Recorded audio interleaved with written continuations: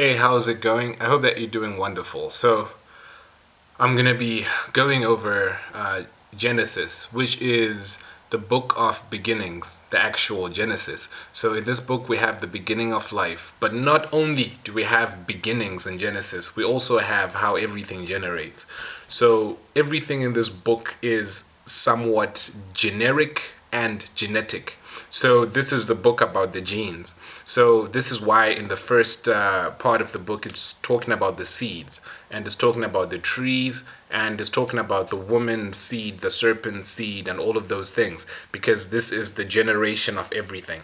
So how everything is generated, including good and evil, is found in Genesis. So understanding that this Genesis also has the nemesis is to know the whole story. So this book has the recurring theme, and the most important theme in this whole book is the one about the twins, or the two, the duality.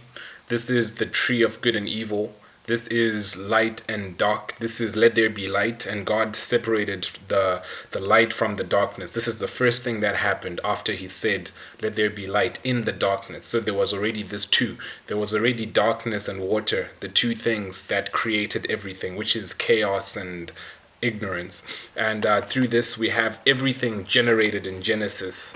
And we also have the two people. We have Adam and Eve, which are created just like the sun and the moon, and their children are the stars. And Adam and Eve is actually man and woman, and through this we have these two, which were actually twins. So this whole book is talking about twins. So the twin is the sun and the moon, because the moon is a reflection of the sun. The twin, we are the twin of God, because God created us in his image and likeness, just like how the sun shines and the moon is the reflection. So we are a reflection of God.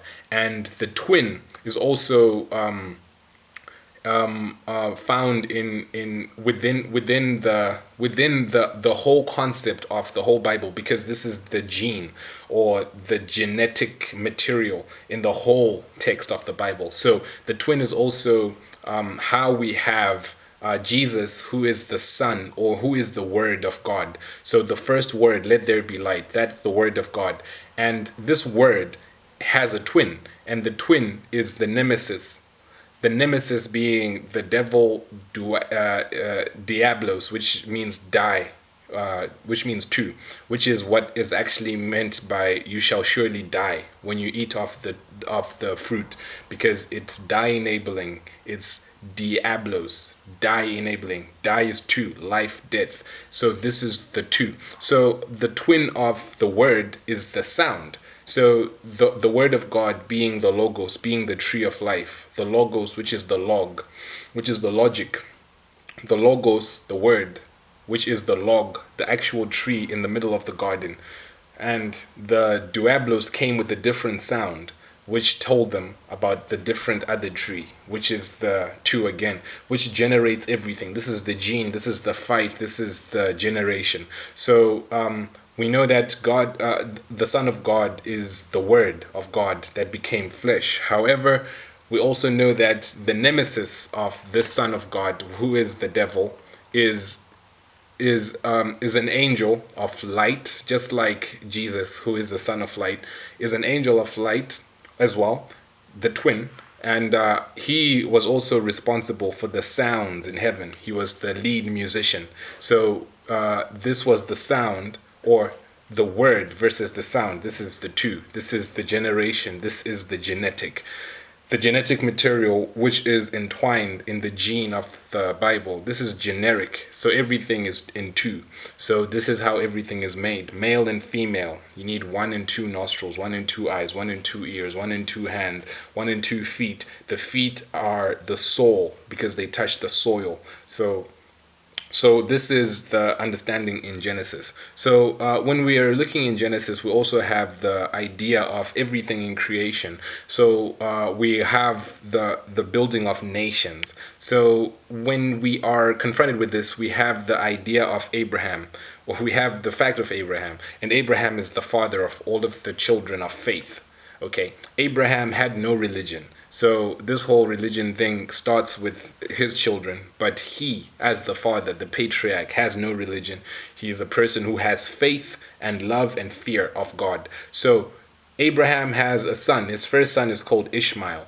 Okay, his second son is called Isaac. So Ishmael is the first son, and then Isaac is the second son. So when we're looking in the book of Genesis, everything that is happening in two. So the prophecy of Ishmael of Isaac's son, when Isaac had a child or two children with Rebekah, is that they heard the word from God, and God said that there are two nations in this womb, and the older shall lead the younger child shall lead the older child, which is supposed to be the flip side.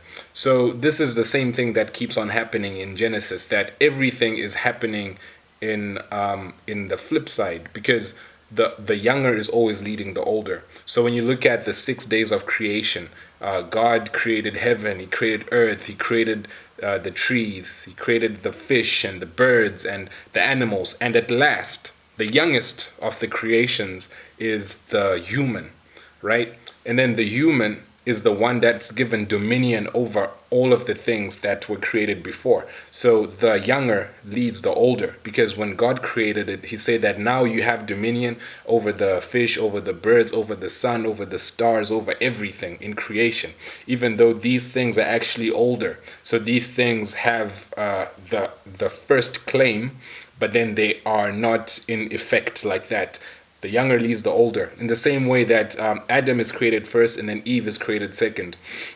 In the beginning, they were just twins. These are twins. They were created at the same time in the same manner. So they were a pair. And then after the fall, this is when they were at par, right? Like they were just a pair at par. But then after everything went down, then this is when the woman was cursed to be under the man. Okay? And even though it's still like this, behind every powerful man is a woman, is a strong woman. But then in the garden, what actually happened is that Eve is younger than Adam in terms of the creation narrative, right? Because how she manifested was after Adam manifested. So she came after. So she is younger. But they're twins, just like how twins happen. Like they're both the same thing, born in the same womb, in the same matrix at the same time, but one comes first and another comes second. So she came second. And then she is the younger one who led Adam, the older one, to sin. So the younger will lead the older.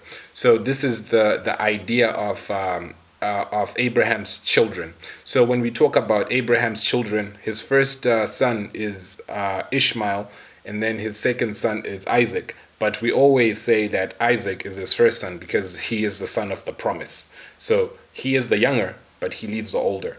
So when you also look in the story of Ishmael's Isaac's sons, is that he had two sons. He had Jacob and he had Esau. And then Esau is the older one, and then Jacob is the younger one. But we always say the story of Jacob and Esau. We're supposed to say Esau and Jacob because Jacob was the younger one who led the older one. So this was a prophecy. And what happened is that in the story, what happened in the progression of the story is that Esau was red. He was like really like just red, like red. His whole body was red. And he was a hunter. And he was hairy. And Jacob was just plain, and he was a philosopher and a scientist. So what happened is one day his father wanted to bless his older son, but he couldn't. Well, he could, and then he asked. All right, in the beginning when they were born, Esau is coming from a hunt, and then he sees this red soup, which looks like his red skin, because his whole body just looks like a red cloth. He sees this red soup, he loves it. And this soup is something that he wants because he feels like he's about to faint if he doesn't eat something immediately, which is really emotional issues. So he sells his soul. He sells his actual blood. He sells his birthright to his younger brother. And his younger brother now becomes the older brother. And in this whole confrontation, how Jacob thinks about buying a person's soul or buying a person's blood or buying a person's birthright is beyond me. But he thinks about this, and this is the first instance in the whole Bible we have the issue of buying and selling in this manner. The next issue of buying and selling will happen to Joseph, who is Jacob's son. So this whole book of Genesis is just showing how everything generates.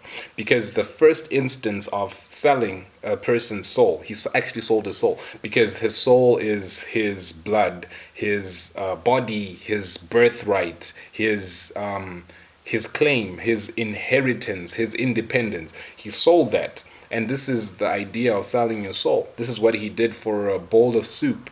So he sold his blood because he is red, the soup was red, and he sold his red blood. And after that, as things happen, Jacob ended up tricking his own father, who is Jacob, who is Israel. He ended up tricking his father into he ended up tricking Isaac, his father, into blessing him instead of blessing Esau. And through this, we find the power of the words. So the twins in the whole book, in the whole narrative, the genetic material in the whole Bible is about two, the twins, life, death, right? And then through life, Jesus, death, the devil. Through life, we have the sound, or we have the word, and death we have the sound, or the whisperer, the accuser. He makes these sounds, accusing sounds, tempting sounds. These are words that come as a twin to the word. We have a sound, a temptation. This is the angel on one shoulder, the angel on the other one. One is white, one is black, even though one is good and one is bad. So the bad one could be red, could be blue, could be whatever color. And so through this, we have the continuation or the generation of how Jacob ends up becoming Israel. And then that is his twin. So he becomes another person, even though he is still the same person. But then he becomes like another form of a person. And this is the beginning of like a corporate entity. Like when you have a straw man or something like that, this is where it actually starts. And it starts with Jacob. So Jacob was able to become the firstborn, even though he was the secondborn. But then he was able to give birth to his own twin, and then his twin, being Israel, became the firstborn, and Jacob became the second. So the younger will lead the older yet again. And looking in the progression of the story, Jacob, Israel, ends up having a son who he loves dearly. Like he loves his kid to death. He loves his son Joseph. So Joseph is given this coat of many colors, right? And he has this coat of many colors, which is reminiscent of his brother, who had the skin that is described as being a cloth of a red color, a bright color. So he had this coat of bright colors, and his brothers hated him for that. But then after that, his brothers actually got the idea of selling Jacob's son to the Egyptians. So Jacob got the idea of buying his brother's soul, and then his son or his seed got the idea of selling his seed or his soul for money. And they also did it over a meal, the same way that Jacob or Israel bought the soul, not for cash, but for a meal. So this is the issue of turning stones to bread. Because when you read into the issue of Jacob, you discover that he also went into a place where he found a stone. This stone he made into a pillar, and this pillar is where he slept. And while he slept, he saw what we call Jacob's ladder. So Jacob's ladder is talking about the double helix. Like when you look at your DNA, which is the gene, which is the generation, which is your genetic material, you see that it is like a ladder. So this is the ladder that he saw. He saw the generations of everything. This is the genesis of everything. So through this, he is actually seeing the generations, and he's looking at it in a stone. So when you watch the video about Jesus's temptation, which is also the twin, the temptation, he that's the diablos, which is the die, which is the two, the dichotomy. So this temptation was to turn stone to bread, and this issue was Jacob using a stone on his head in order to actually see the generation of everything in existence. He was seeing the genes, he was seeing the ladder, and he was seeing earth and heaven. This is another duality. So this is the book of Genesis. When you look at the numerology in Genesis, you see like on the second day, God now separates the higher and the lower. This happens on day 2. So when you look at the book of Genesis through the numbers and through the meaning of the numerology, you see so many different aspects of this book that you might not have seen in such a way. So in all of this, what was happening is that the same thing keeps on happening, keeps on generating. The same way that Abraham, the father of faith, right, had a wife who was beautiful. Sarah was beautiful, so beautiful that he thought that people were going to kill him because she was so hot. So he went to Egypt and then he lied that it's his sister, which was not a lie, which was true. And then the same thing happened again to his son, Isaac. He had a wife, Rebecca, who was beautiful. Her name actually means enchanting beauty. And she was so beautiful that he did the same thing that his father did. And he lied that that's his sister so that people wouldn't kill him. And you see that the same thing is generated again in Jacob when he sees Rachel.